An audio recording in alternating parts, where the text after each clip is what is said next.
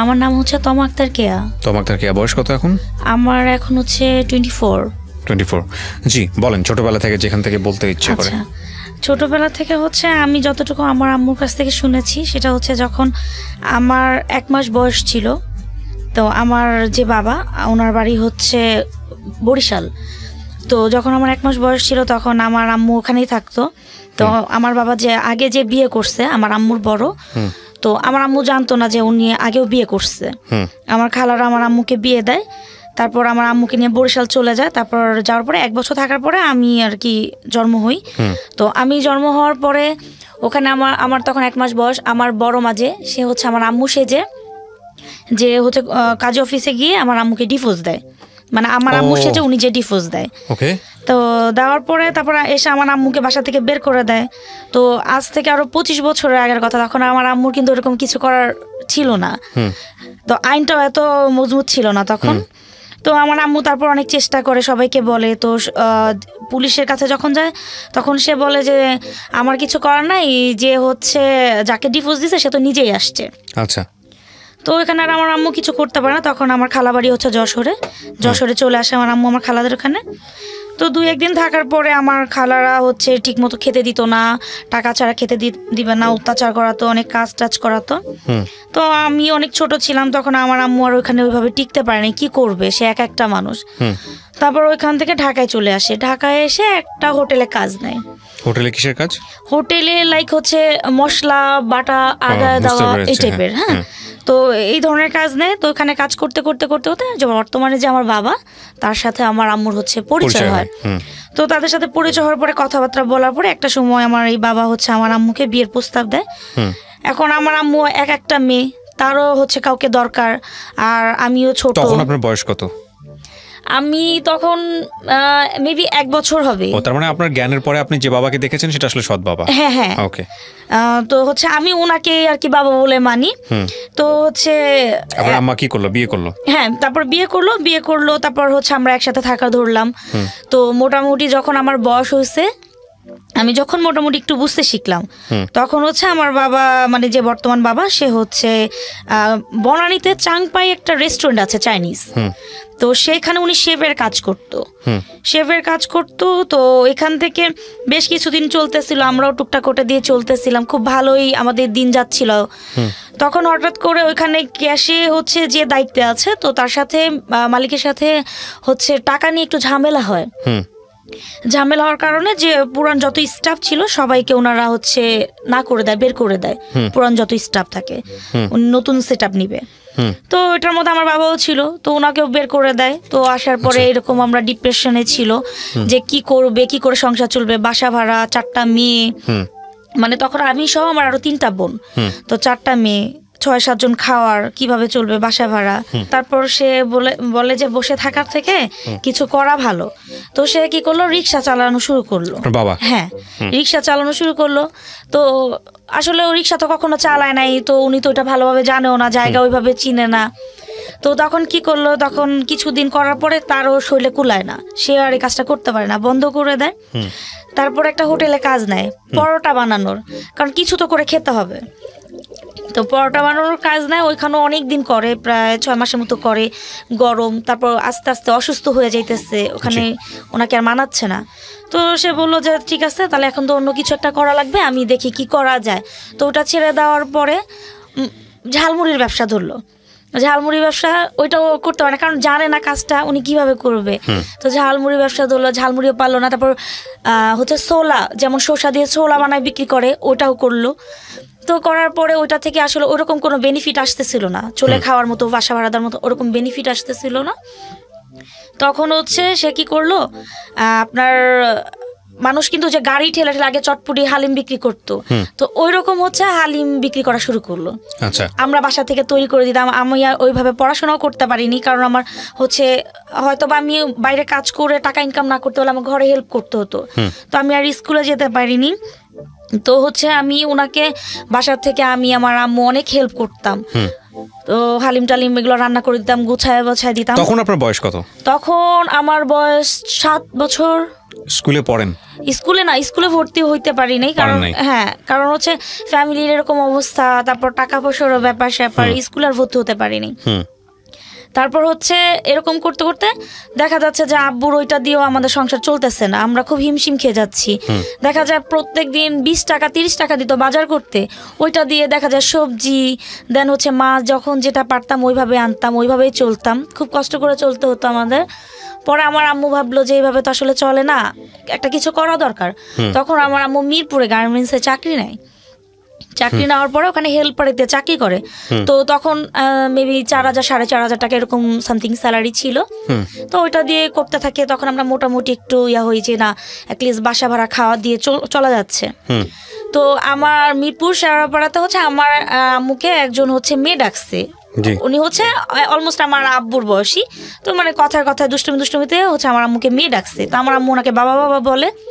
তো উনি কি করছে, ওনার আবার হচ্ছে হোটেল টোটেলে আছে, বড় হোটেল আছে। তো উনি বললো কি যে ঠিক আছে জামাই, আপনি তো বসে থাকেন, তো আমি একটা হোটেল নিয়েই, আপনি এটা করেন, ল্যাপটপ যা আসে আমাকে কিছু দিয়ে আপনিও চলেন শেয়ারে। হ্যাঁ শেয়ারে, আমাদের আর টাকা পয়সা লাগে না, উনি নিয়ে দিছে একদম হচ্ছে শেওড়াপাড়া বাস স্ট্যান্ডে। তো ভালো একটা পজিশনে দিল। তো আমার আব্বু ওইটাও সুন্দর করতেছে, আমাদের দিন ফিরছে যে যাক, আমার আম্মু চাকরি ছেড়ে দিচ্ছে, আমি আমার আম্মু মিলে হোটেলের কাজগুলো করে দিই, ঘর থেকে ভাত বিক্রি করতেছে, সিঙ্গারা সমোচা পরোটা এভরিথিং আর কি করে। তো করার পরে হঠাৎ করে এরকম ধরেন 1-1.5 বছর করছে, মোটামুটি হচ্ছে কিছু টাকা হচ্ছে সেভিংস করেছে, যেমন হচ্ছে 50-60 হাজার 1 লাখ সামথিং এরকম। তো হঠাৎ করে আমার আব্বু হচ্ছে এরকম সকালবেলা নাস্তার টাইম শেষ, হচ্ছে সিঙ্গারা সমোচা টাইমে, তো হঠাৎ করে অনেক অসুস্থ লাগতেছে। তো অসুস্থ লাগার পরে উনি বাসায় আসছে, বাসা আসার পর বলতেছে কি আমার না অনেক কষ্ট হইতেছে, অনেক খারাপ লাগতেছে। তখন আপনি কোন ক্লাসে? আমি তখন হচ্ছে ক্লাস না, তখন আমি মাঝখানে কিছুদিন পরে আর পড়িনি। তখন হচ্ছে আমার বয়স, এটা হচ্ছে 2018 সালের কথা। তখনও আমি মোটামুটি হচ্ছে এমনি ওই যে ঈদের প্যাকেজ হচ্ছে মার্কেটে আমি জব করতাম। মানে আপনি কি পড়াশোনা একদমই করেন নাই? না, কিন্তু আপনার ভাষা শুনে কিন্তু সেটা মনে হয় না। হ্যাঁ, এটা আসলে কেউই বলতে পারে না যে আমি আসলে জব করেছি কি না করেছি, আসলে কেউ বলতে পারে। আমি যেখানে জব করি সেখানেও আমি এভাবে কথা বলি, বাট তারা জানে না যে আমি আসলে কোন পর্যন্ত পড়াশোনা করেছি। আপনি একেবারে স্কুলে যান নাই?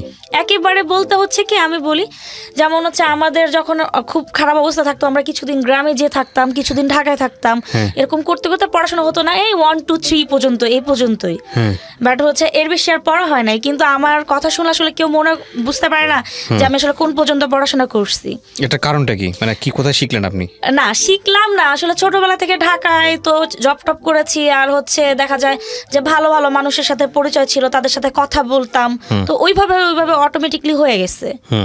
তো হচ্ছে এইভাবে চলতে লাগলাম। তারপর আমরা আব্বু হঠাৎ অসুস্থ, বাসায় এসে বলতেছে আমার অনেক খারাপ লাগতেছে, আমার হাত পাও কেমন যেন করতেছে।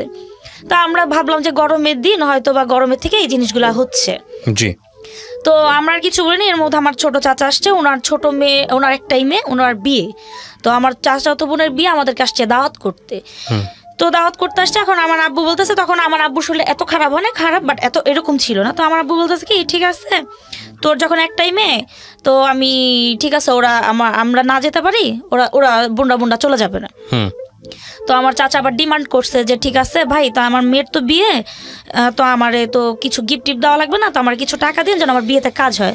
তখন মোটামুটি আমাদের অবস্থা ভালো। তো আমার আব্বু বলছে ঠিক আছে ভাই, আমি তো আর তো আহামরি এখন সাইরা উঠি নাই, তো আমি 5-10 হাজার যতটুকু পারি আমি তোকে দিব। তো আমার চাচা বলছে যে ঠিক আছে। তো এর মধ্যে আমার আব্বুর শরীর অনেক বেশি খারাপ হয়ে গেছে মতো। পরে কি করবে, পরে আমার মা বলতেছে কি চলো আমরা ডাক্তারের কাছে যাই, হসপিটালে যাই, দেখি কেন এরকম হয়েছে। তো আমার আব্বুকে নিয়ে মনে হয় হেঁটে, মানে গাড়িতে উঠে নেই, কিছু দূর গেছে, যাওয়ার পরে আব্বু রাস্তার মধ্যে পড়ে গেছে। তো পড়ে যাওয়ার পরে হচ্ছে আমার মা ধরে তাড়াতাড়ি আমাদেরকে ফোন দিছে। ফোন দেওয়ার পরে আমরা হচ্ছে গেছি, বাসায় একটা বাটন ফোন ছিল, ফোন দিছে, আমরা তাড়াতাড়ি গেছি, যাওয়ার পরে ধরে আমরা আনছি। এখন সে আর নড়তে পারে না, হাত পাও কিছু নাড়াইতে পারে না, পরে পুরো শরীর অবশ হয়ে গেছে। আমরা জানি না যে ওইটা আসলে হার্ট অ্যাটাক, উনি তো এর আগে কখনো করেনি, আমরা জানি না।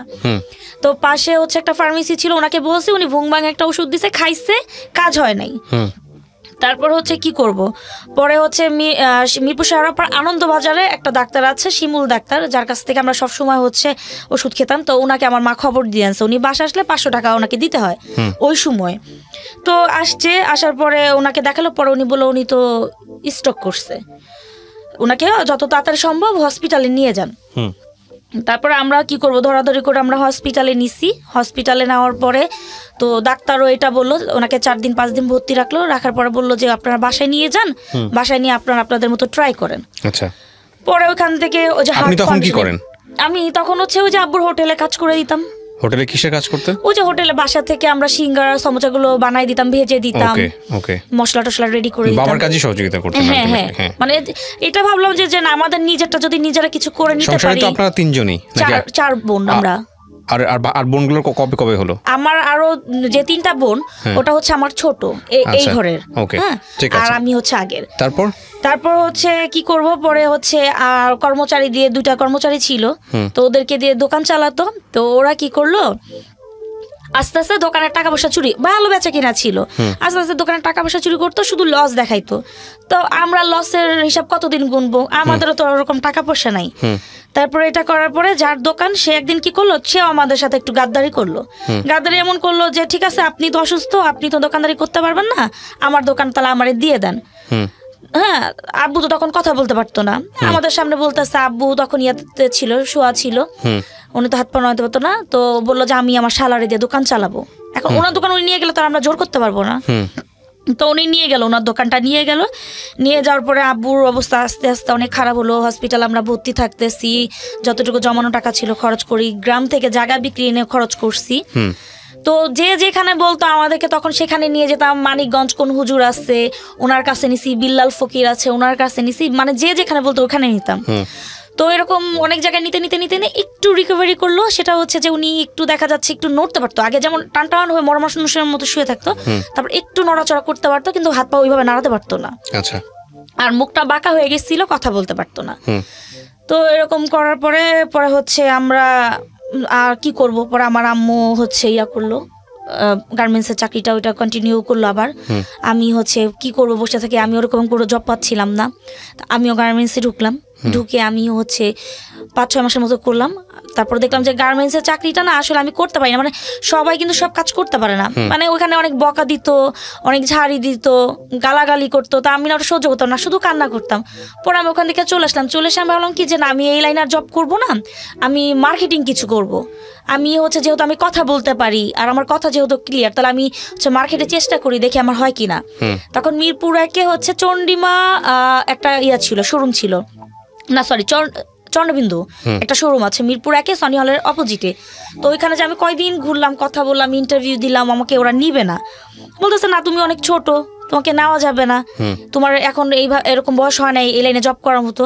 তা আমি অনেক রিকোয়েস্ট করে বললাম যে এরকম এরকম ব্যাপার, আমি ওনাকে বললাম। তখন উনি বললো কি ঠিক আছে। তখন মাত্র 5,000 টাকা আমি প্যাকেজ শুরু করলাম। 1 মাসে, রোজার পুরো 1 মাস আমি কাজ করবো, রাতের 12টা-1টা পর্যন্ত আমাকে মাস শেষে হচ্ছে চান্দাতে 5,000 টাকা দিবে। আমি সেটাতেই রাজি হলাম যে না, নাইমামা থেকে কানা অনেক ভালো। তো আমি ওটা করতে লাগলাম। তো 1 মাস শেষ, টাকাটা আনলাম, এসে বাসায় দিলাম, আম্মুর কাছে দিলাম। আব্বুর ওষুধ পানি আনতে হয়, দেখা যায় প্রত্যেক সপ্তাহে ওনার 1500 থেকে 1800 টাকার ওষুধ লাগে আমাদের প্রত্যেক সপ্তাহে আব্বুর জন্য। তো এভাবে চললাম। তারপর ওই এলাকা থেকে আমরা কি করবো, তো আমার একটা চাচা আছে, আমার আব্বুর হচ্ছে মামাতো ভাই, তো তার হচ্ছে ইয়াতে টঙ্গী ওনার নিজের বাড়ি আছে। তো বললো যে ঠিক আছে, আমার আম্মুরে বললো যে ভাবি যেহেতু এখন ওর এই অবস্থা, আমার ওখানে বাড়ি আছে, তোমরা ওখানে যাও, ওখানে গিয়ে থাকো, অ্যাটলিস্ট তোমাদের বাসা ভাড়াটা লাগবে না, তোমরা যে কোনো একটা কিছু করে খেতে পারবা। তো ওনাদের উপর ভরসা করে আমরা ঠিক আছে ওখানে গেলাম। আমি আর গেলাম না, আমার বসুন্ধরা সিটিতে একটা জব হয়েছে পারফিউমে। তো ওখানে আমার একটা জব হয়েছে, ওখানে মোটামুটি আমাকে 7,000 টাকা স্যালারি দিবে। তো আমার খালাতো বোন আমাদের এখানে থাকতো, তো আমি ওর সাথে দুজনে মিলে ডিসকাশন করলাম যে এক কাজ করে আমরা এখানে একটা ছোট্ট একটা বাসা নিই কম টাকার মধ্যে, তুই আর আমি এখানে থাকি, তারপর আম্মু আব্বু এখানে থাকুক, তাহলে তাদের কিছু হেল্প হলো। তো আমি আর ও মিলে 1500 টাকার মধ্যে একটা বাসা ভাড়া নিলাম। আর হচ্ছে কিছু 10 কেজি চাল, একটু ডাল, হাবিজাবি এগুলো কিনে নিলাম, যে আমরা যেন একটা মাস যেন খেতে পারি, কারণ আমি তো নতুন ঢুকছি, আমাকে তো এখন স্যালারি দিবে না। তা আমি ওকে বললাম কি তুই কষ্ট করে এই মাসের ঘর ভাড়াটা চালাইস আর খাওয়াটা আমি চালাইতেছি। তো বললো যে ঠিক আছে। তো এরকম করে থাকলাম, আম্মু আব্বু ওখানে গেল। তো একটা মাস রইলো, পরের মাসে আমার চাচি গেছে, যাই বলতেছে কি ভাবি ঘর ভাড়া দাও। তো আমার মা আকাশ থেকে মাটিতে পড়ছে যে আমি ঘর ভাড়া দিব। পরে বললো যে ভাবি ভাই তো দাদা তো এইভাবে কথা বলে না, উনি তো বললো যে এখানে থাকার জন্য কিছু করার জন্য, ঘর ভাড়া লাগবে না। বলছে না আমি তো হচ্ছে তোমাদের জন্য একটা রুম তো আর দিতে পারি না, আমার ঘর ভাড়া দিতে হবে 4,000 টাকা। তখন কি করবে আমার মা বুঝতে পারে না। পর আমার খালারে বললো, তো আমার খালা আবার কি করলো, আমার মেজো খালাটা একটু ভালো, তো সে কি করলো যে মানুষ কিস্তিতে টাকা নেয়, টাকা নিয়ে আমাদেরকে কিছু টাকা দিল। তো দেওয়ার পরে আমার চাচি বলতেছে যে তখন আমাদের একটা ছোট একটা ফ্রিজ ছিল, বলতেছে কি ফ্রিজ বিল দিতে হবে। বলতেছে ফ্রিজ বিল কত, বলে 200 টাকা। তখন আমার মা বললো যে আমি যদি এই অবস্থায় 4,000 টাকা যদি রেন্ট করে দিতে পারি আমি 200 টাকা দিতে পারবো। তখন তাদেরকে আর কিছু বলে নাই, 200 টাকা দিছে। দেওয়ার পরে আমার চাচারে ফোন দিয়ে বলতেছে দাদা এই ব্যাপার।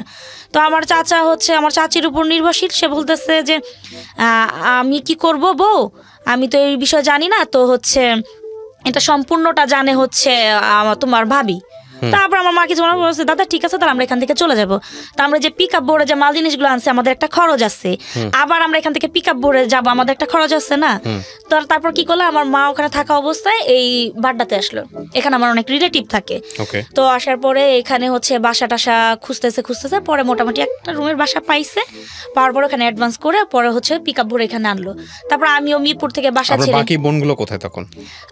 আমার আম্মুর সাথে থাকে। তখন আমি আমার মেজো বোনটাকে বললাম কি যে তুই ওখানে বসে থেকে কি করবি, আব্বু অসুস্থ, আব্বু তো চলাফেরা করতে পারে না, তো উনি তো বিছনায়, তো তুই একটা চাকরি কর। এক রুমের মধ্যে এতগুলো মানুষজন, হ্যাঁ প্লাস আপনার বাবার সহ, হ্যাঁ এক রুমের মধ্যে কিছু করার ছিল না তো, কারণ আমাদের তখন এমন ক্ষমতা ছিল না যে আমরা 2টা রুম নিয়ে থাকবো, আমরা একটা রুমেরই ভাড়া দিতে পারি না, 2টা রুম কিভাবে নিব।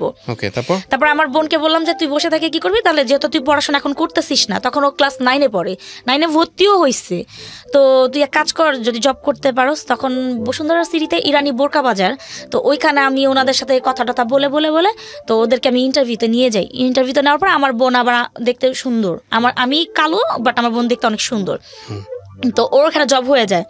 হওয়ার পরে ওকে এরকমই 5-6 হাজার টাকার মতো দিবে, তো ওখানে করে। তো মোটামুটি পরে আমরা যখন বাড্ডা চলে আসলো, তখন আমিও মিরপুর থেকে বাড্ডা চলে আসলাম, যেহেতু নিজের বাসা থেকে আমি ওখানে 1500 টাকা না দিই, আমি যদি এখানে 1500 টাকা দিই আমার তো আরো ভালো হইলো। পরে আসার পরে এখানে চলে আসছি। তারপরে এখান থেকে জব করতাম, তো যে ফ্রেন্ডস পারফিউমে জব করতাম ওনার আসলে বিজনেসটা এত ভালো ছিল না, যার কারণে হচ্ছে উনি বিজনেসটা হচ্ছে বন্ধ করে দেয় হঠাৎ করে। আচ্ছা, তো আমার যতটুকু পাওনা ছিল দিয়ে বন্ধ করে দেয়। তখন কি করব, তখন জব খুঁজতেছি জব পাই না। তারপর আমি হচ্ছে পুলিশ প্লাজাতে কুইন্স নামে একটা দোকান ছিল, তো ওই দোকানে আমি যখন ইন্টারভিউ দিই তারা না আমাকে 8,000 টাকায় নিয়ে নেয়, কিন্তু আমি একাই দোকানটা চালাবো, ঝাড়া মোছা সেল করা, তারপর হচ্ছে টাকা নেওয়া সব আমার একাই করতে হবে। তা আমি ওটাতেই রাজি হলাম, তো করতেছিলাম এরকম। তো ওনারও বেচা কিনা ছিল না, পুলিশ প্লাজার অবস্থা তখন নতুন হয়েছে, খুবই খারাপ ছিল, বেচা কিনা ছিল না। তখন ওনারা কি করলো, আমাকে বললো কি যে তোমা আমাকে 2 মাসের টাইম দিছিল প্রথম, যে 2 মাস পরে বন্ধ করে দিবে। তো হঠাৎ করে একদিন ওনার হাজবেন্ড এসে বলতেছে তোমার চাবি টাবি বুঝায় দাও, দিয়ে তুমি করো, চলে যাও, আমি আর দোকানটা কন্টিনিউ করতে পারবো না, ওনার অনেক টাকা ভাড়া জমে গেছে। তারপর আমি আর ওনাকে কিছু বলি নাই, কারণ আমি তো ওনাদের সাথে তর্ক করে পারবো না, আর আমার দরকার নাই কিছু বলার, আমি ওনাদেরকে কিছু বলি নাই। পরবর্তীতে আমি ওনাদের কাছে প্রায় হচ্ছে 8,000-12,000 টাকার মতো পাই, 1.5 মাসের। ওনাদের পিছনে আমি প্রতিদিন ঘুরি, বাসা চিনি না, আমি জানি নিকেতন থাকে, বাসা চিনি না, ঘুরতেছি, টাকা আর কোথাও থেকে পাচ্ছি না। এখন আমার বাবার ওষুধ লাগবে, আমাদের এখন টাকা পয়সা নাই হাতে, একদম অবস্থা খুবই খারাপ। পরবর্তীতে হচ্ছে আমি একজনের কাছ থেকে খবর নিলাম যে ওনার বাবা মারা গেছে, ওনার বাবা নাকি কিসের কর্নেল ছিল, মারা গেছে কয়েকদিন আগে। তো আমি জাস্ট ওই সূত্র ধরে খুঁজতে আমার আম্মুকে নিয়ে খুঁজতে আমি ফাইনালি ওনার বাসাটা পাই। ওনারা কেউ আমার সাথে দেখা করবে না, দেখা করতে কেউ এগ্রি না, বলে না দেখা করবো না, হচ্ছে দিব টাকা, এই সে এরকম করতেছে। তা আমি বলছি যে দেখেন আমি অল্প কিছু টাকা পাই, আপনি বড় লোক, আপনার নিকেতনে বাড়ি আছে নিজেদের, আমার কিন্তু নাই, আমি জব করেছি আপনার এখানে, আমার টাকাটা আপনার তো দেওয়া উচিত। তো এরকম করার পরে আমাকে প্রায় হচ্ছে 2-3 মাস ঘুরায়া তারপর সে আমাকে 6,000 টাকা দিছে, বলছে বাকিটা পরে দিবে। তারপরে থেকে সে আমার সাথে আর যোগাযোগ করে না। আমি ওনার বাসায় যাই, কিন্তু ওনার বাসায় আমাকে ঢুকতে দেয় না, দারোয়ান নিষেধ করে দিচ্ছে। তো আমি আর ওইভাবে টাকাটা পাইনি, অনেকদিন ঘোরার পরে নিজেও ক্লান্ত হয়ে গেলাম যে থাক, 6,000 টাকা দিচ্ছে, আর 6,000 টাকা সে যদি আমাকে দিত তাহলে অবশ্যই সে আমার সাথে কন্ট্যাক্ট করতো। তা আমি ওটাও ছেড়ে দিই, আল্লাহর রাস্তায় ছেড়ে দিই। তারপর এই যে শুরু হয় আমার বাবা আবার কয়েকদিন পর তারপর একটু রিকভারি করলো, সে হচ্ছে কথা বলতে পারতো আর হাতটা একটু নাড়াতে পারতো।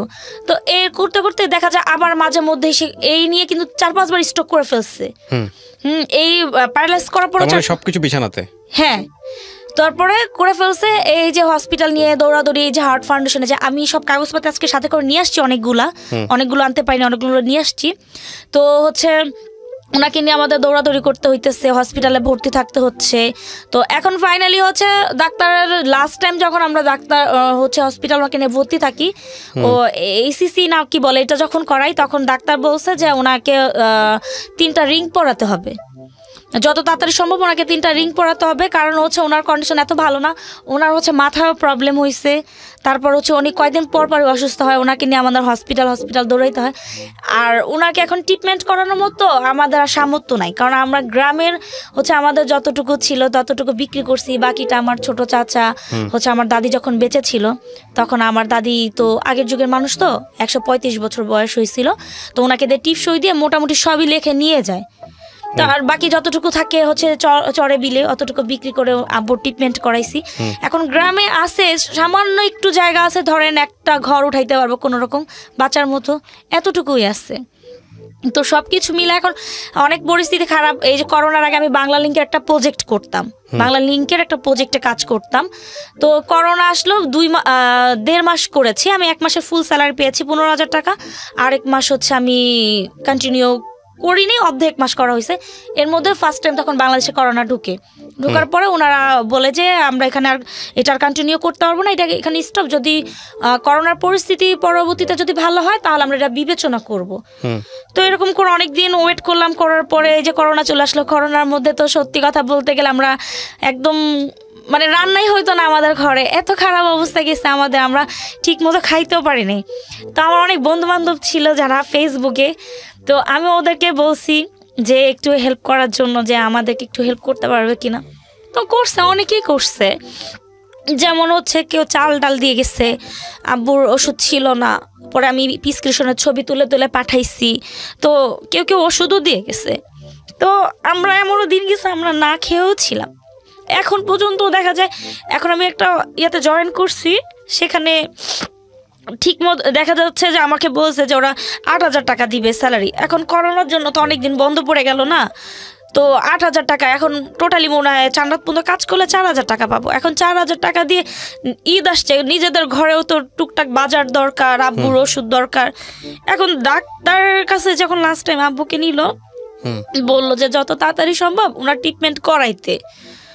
আর আমরা এখন ট্রিটমেন্ট করানোর মতো আমাদের এখন পরিস্থিতি নাই। হ্যাঁ, কারণ আমাদের যা ছিল সব শেষ, আমরা এখন নিজেরাই চলতে পারি না, খাইতে পারি না। আমি সেই হচ্ছে খিলগাঁও তালতলা যাই, হচ্ছে ডিউটি করতে, আমি হেঁটে হেঁটে যাই, হেঁটে হেঁটে আসি। কি করেন আপনি খিলগাঁও তালতলাতে? আমি হচ্ছে ইয়াতে একটা শোরুমে আছি। কি করেন ওখানে? ওখানে সেলস গার্ল। হ্যাঁ, আচ্ছা। তো ওখানে আমি এই যে হেঁটে হেঁটে যাই এত দূর, আমি দক্ষিণ বাড্ডা থেকে ওখানে হেঁটে হেঁটে যাই, হেঁটে হেঁটে আসি। মানে ভাড়া দিয়ে যে যাবো, একদিন খারাপ লাগলে যে আমি রিক্সায় যাব, ওই পরিস্থিতি নাই। আর এখন তো বাসও চলে না যে আমি বাসে কম টাকায় যেতে পারবো। তো বাকি যারা আছে তারা সবাই বোন? হ্যাঁ হ্যাঁ, আমরা হচ্ছে 4 বোন। তো একদম ছোট যেটা, সেটা হচ্ছে এবার ক্লাস 8-এ আছে। ওকে হচ্ছে আমার পরিচিত আর কি একটা চাচা গ্রামের, তো উনি টিচার। তো উনি আর কি বলতেছে ঠিক আছে আমার এখানে করুক, আমি যতটুকু পারি হেল্প করব। দেখা যায় যদি 5,000 টাকা আসে ওর স্কুলে, তাহলে 2,500 টাকায় উনি কাজটা কমপ্লিট করে দেয়। বাকি সবাই পড়াশোনা করে? না না, আর কেউ পড়াশোনা করে না? পড়াশোনা করে। ওরা কোথায় আছে? কাজে আছে? না, কাজে আছে বলতে হচ্ছে আমার 2টা বোন বিয়ে হয়ে গেছে। আমার ছোট, আমি হচ্ছে সবার বড়, আমার 2টা বোন বিয়ে হয়ে গেছে। ও, আপনার বিয়ে হয়নি? না। কেন হয়নি? আমার হয়নি এই যে ফ্যামিলি দেখতে হবে, ফ্যামিলি, বাবা অসুস্থ, তারপর যদি বাড়িতে একটা ঘর নাই, যদি একটা ঘর উঠাতে পারতাম, তাদেরকে যদি সেটেল করতে পারতাম, তাহলে হচ্ছে হয়তো আমি চিন্তা ভাবনা করতাম। এখন আমি তাদেরকে কার আশায় কার ভরসায় আমি রাখবো? এখন আব্বু অসুস্থ, এখন গ্রামে ছোট একটা ঘর থাকলেও দেখা যায় ওখানে তারা থাকতো, আমি জব করে কিছু টাকা দিতে পারতাম, সেই পরিস্থিতিও তো নাই। আচ্ছা, গ্রামে আছে একটু জায়গা, ঘর নাই, ঘর ওঠানোর মতো সামর্থ্য নাই। তো এখন হচ্ছে যত তাড়াতাড়ি বাবাকে ট্রিটমেন্ট করাইতে হবে। এখন আমি তো 4,000 টাকা দিয়ে আর ট্রিটমেন্ট করাইতে পারবো না। এখানে ডাক্তার বলছে, তাকে জিজ্ঞেস করলাম যে কত টাকার মতো খরচ হবে, উনি বললো যে 5-6 লাখ টাকার মতো খরচ হবে। 3টা রিং বসাতে 3টা ব্লক ধরা পড়ছে। আর ওনার মাথায় প্রবলেম আছে, মানে ওনার মাথায় সমস্যা হয়ে গেছে, স্ট্রোক করছে বেশ কয়েকবার, তো মাথার সমস্যা হয়েছে, এটার জন্য হচ্ছে ওনাকে। সো আল্লাহ না করে কোনো যদি সার্ভাইভ না করেন, সেক্ষেত্রে লাইফের প্ল্যান কি? এখন আল্লাহ ভরসা, এখন কিভাবে বলবো, আমাদের তো আসলে ওরকম কোনো সেভিংস নাই, ওরকম কিছুই নাই যে আমরা কিছু চিন্তা করব। এখন আপাতত যেটা আছে ওটা নিয়ে চিন্তা করে দেখি, বাবাকে যদি কিছু ভালো কিছু হতেও পারে, জানি না, আল্লাহর উপর সব কিছু, খারাপও হতে পারে। তবে হ্যাঁ, এতটুকুই বলবো সবাইকে যে একটু দোয়া করবেন যে ভালো কিছুই যেন মানে হয়। এই যে লাইফ আপনার, আপনি আজকে যে জীবনের গল্পটা এখানে বললেন খুব ছোট করে আমরা আনছি, কিন্তু এরকম জীবন কিন্তু এখন অনেকেরই করোনাকালীন সময়ে, হ্যাঁ, অসংখ্য মানুষের এই জীবন। জি, নিজের 2 বোনকে বিয়ে দিয়ে দিয়েছেন, শুধুমাত্র আপনি আপনার ফ্যামিলিকে সাপোর্ট করতেছেন। হ্যাঁ, কেন ওই দিক থেকে কি কোনো সাপোর্ট পাওয়া যায় না? ওনার হাজবেন্ডটা কোনো সাপোর্ট করে না? সাপোর্ট বলতে কি, আমি বলি আমার যে সেজো বোনটা, ওর হাজবেন্ড হচ্ছে একটা ছোট্ট জব করে, যেটা দিয়ে ওদের নিজেদের চলে না, যে এটা সত্যি কথা, ওদের নিজেদেরই চলে না, ওরা সাপোর্ট করবে কি? আর মেজো বোনের হাজবেন্ড আমার একার কামাইতে তো আসলে সব কিছু হয় না, বাসা ভাড়া, আমার আম্মুও কিন্তু অসুস্থ, উনিও কিন্তু, ওনার হচ্ছে অপারেশন হয়েছে, অপারেশন হওয়ার পর যে মানুষের নাড়িটা যেই হচ্ছে একটা হচ্ছে পর্দার মধ্যে থাকে, ওনার পর্দাটা কিন্তু ফেটে গেছে, ওনার নাড়িগুলো কিন্তু সব বের হওয়া, যে কোনো সময় ওনারও একটা কিছু হতে পারে। ডাক্তার বলেছে ওনাকে অপারেশন করাতে। এখন ওনারটা এরকম না যে ওনারটা কিছুদিন চলবে, উনি বিছনায় পড়ে যায় নাই, এর জন্য ওনারটা আমরা একটু কম করতেছি। প্রিয় দর্শক এবং শ্রোতা, আজকে যে গল্পটা আমরা ওর কাছ থেকে শুনলাম, সেটা বাংলাদেশের অনেক মধ্যবিত্ত পরিবারের গল্প। আমরা আসলে যেটা হয় আমাদের সোসাইটিতে, দিন এনে দিন খাওয়ার মতো একটা অবস্থা। দেখবেন যে ম্যাক্সিমাম পরিবারে আসলে একজন উপার্জনক্ষম ব্যক্তি থাকেন।